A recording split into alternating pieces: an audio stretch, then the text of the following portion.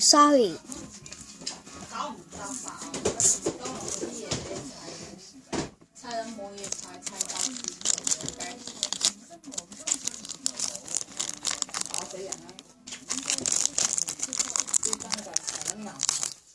包啲菜都算啦，包個薯餅。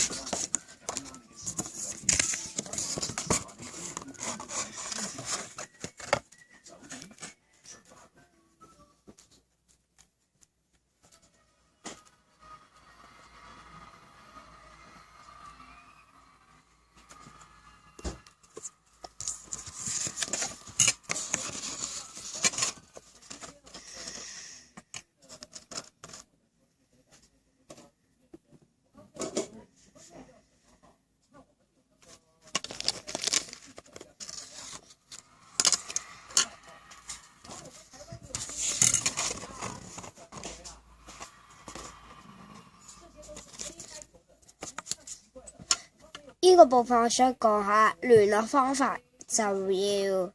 會寫翻落 requisition box 度，但買家須知係唔會寫翻落 requisition box 度嘅，所以你可以睇清楚，但你睇呢個睇唔清楚就係 requisition box 度睇，但你睇呢個買家須知睇唔到就係我上段片嘅同大家介紹個買家須知我睇，或者自己 cap 圖嚟睇啦，係啦。你真係睇唔到你就 cap 圖或者去翻上段片度睇啦，係啦。如果都係兩樣嘢都睇唔清楚嘅咧，咁你就喺資料嗰度同我講話睇唔到，你可唔可以寫翻資料 box 度，我就寫翻噶啦。但係聯絡方法咧，你就唔使去上段片睇啦，因為上條片係冇講過資料方法啦，所以咧即係聯絡方法啦，咁所以我咧會寫翻落去 requisition box 度，睇唔到你都係 cap 圖啦，係啦。所以我要俾大家睇多一次買家須知同埋聯絡方法，因為咧驚大家到時候咧睇錯咗個名啊嗰啲，咁就死緊啦。係啦，呢度所以一定睇清楚啦，如果唔係咧就到時候咧將條片上咗載之後咧，就驚大家睇唔清楚咁啊弊啦，係啦，希望大家會買啦，記住喎，俾個 like 同訂閱啦，拜拜。